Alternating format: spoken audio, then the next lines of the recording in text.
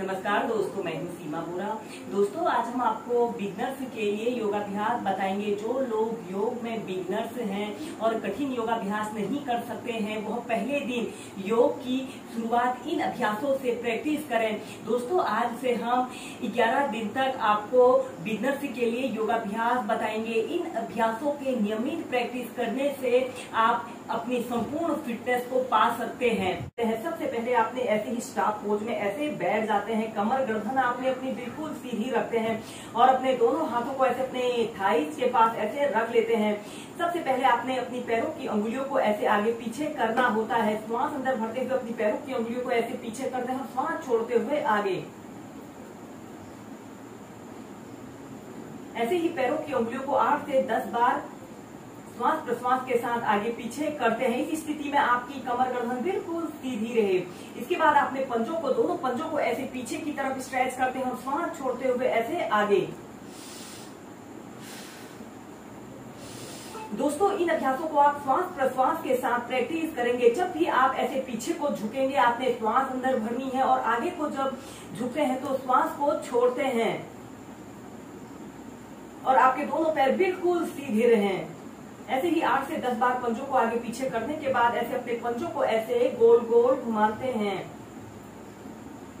दोस्तों, इन अभ्यासों को श्वास प्रश्वास के साथ करने से हमें प्राणायाम के लाभ भी मिलते हैं। फिर ऐसे एंटी क्लॉकवाइज आपने अपने पंजों को गोल गोल घुमाना है।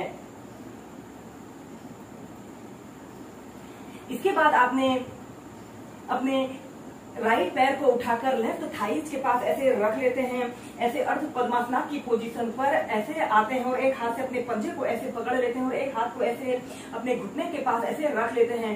श्वास अंदर भरते हुए अपने घुटने को ऐसे अपनी छाती पर लगाते हैं और श्वास छोड़ते हुए ऐसे अपने घुटने को ऐसे जमीन पर स्पर्श कराते हैं और दूसरा पैर बिल्कुल सीधा और पंजा ऐसे आगे की तरफ तना हुआ हो।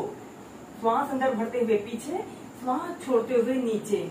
ऐसे ही 8 से 10 बार अपने घुटने को अप डाउन कीजिए। यह अभ्यास हमें पद्मासना की तैयारी कराता है।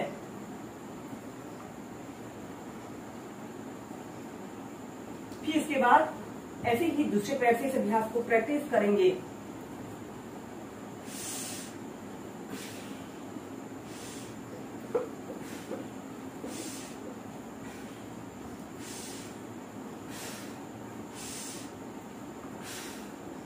फिर ऐसे सेंटर में आ जाते हैं। इसके बाद आपने अपने दोनों हाथों को ऐसे घुटनों के नीचे से ऐसे लगा लेते हैं और अपने पैर को ऐसे थोड़ा सा ऊपर को उठाते हैं और एक बड़ा सा राउंड बनाने की कोशिश करनी है।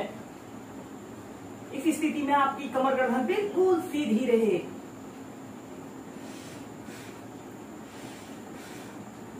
फिर विपरीत दिशा में एक बड़ा सा राउंड, जितना बड़ा आप राउंड बना सकते हैं। दोस्तों, इन अभ्यासों को जब आप करेंगे तो आपके शरीर में एक नई ऊर्जा का संचार होता है। फिर ऐसे ही इस अभ्यास को दूसरी साइड से प्रैक्टिस करेंगे। यह अभ्यास हमारे जॉइंट के कड़ेपन को दूर करता है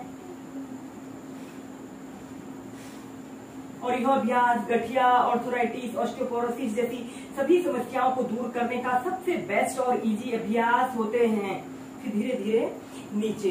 इसके बाद हम करेंगे चक्की आसन को। ऐसे बैठ जाते हैं और अपने दोनों हाथों को ऐसे इंटरलॉक कर लेते हैं और अपने पैरों की अंगुलियों को ऐसे छूते हुए ऐसे पीछे को, जितना पीछे आप जा सकते हैं और आपकी दोनों कोहनियां बिल्कुल सीधी रहे और दोनों पैरों के अंगूठों को छूते हुए जितना आप आगे को झुक सकते हैं। ऐसे ही ग्राइंडिंग का अभ्यास को 2 से 5 मिनट प्रैक्टिस कीजिए। यह अभ्यास बेली फैट की समस्या को दूर करता है और हमारे संपूर्ण शरीर की फिटनेस के लिए भी यह सबसे बेस्ट और इजी एक्सरसाइज है। ऐसे ही क्लॉकवाइज करने के बाद फिर आप विपरीत दिशा में एंटी क्लॉकवाइज आपने इस अभ्यास को प्रैक्टिस करना है।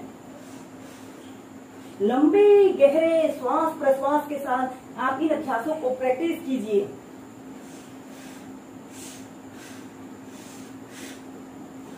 फिर ऐसे सेंटर में आ जाते हैं। इसके बाद आपने अपने दोनों पैरों को ऐसे अपनी फ्लेक्सिबिलिटी और स्ट्रेंथ के अनुसार जितना आप फैला सकते हैं उतना फैला लेते हैं और अपने दोनों हाथों को ऐसे इंटरलॉक कर लेते हैं और अपने पैरों की अंगूठों को ऐसे छूते हुए ऐसे चक्की आसन की प्रैक्टिस करनी है।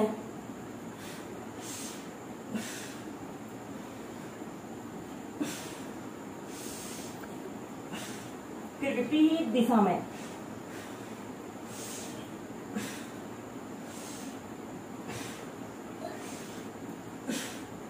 अब हम करेंगे मेरुदंड को दाएं बाएं मोड़ना। ऐसे ही अपने दोनों हाथों को कंधों के पार्श्व भागों में ऐसे फैला लेते हैं और फिर अपने पैर के अंगूठों को पकड़ते हुए दूसरी हथेली को ऐसे देखना है। फिर दूसरी तरफ भी ऐसे ही इसे कीजिए। ऐसे ही इसे पहले तीव्रता से प्रैक्टिस करेंगे।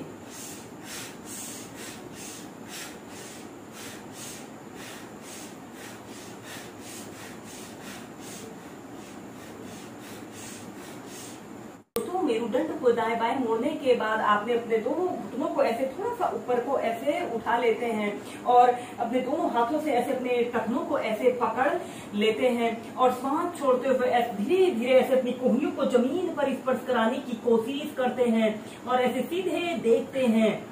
अपने दोनों पंजों को ऐसे जमीन पर स्पर्श कराते हैं। कुछ देर होल्ड करके रखते हैं।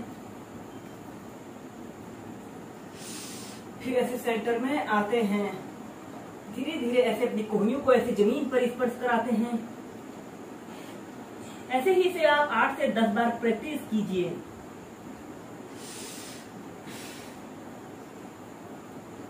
फिर अपने दोनों पैरों को ऐसे सीधा कर लेते हैं और इसके बाद अपने दोनों घुटनों को ऐसे अप डाउन करेंगे। यह अभ्यास हमारे नीज के लिए भी बहुत लाभकारी होता है। फिर धीरे धीरे ऐसे सेंटर में आ जाते हैं।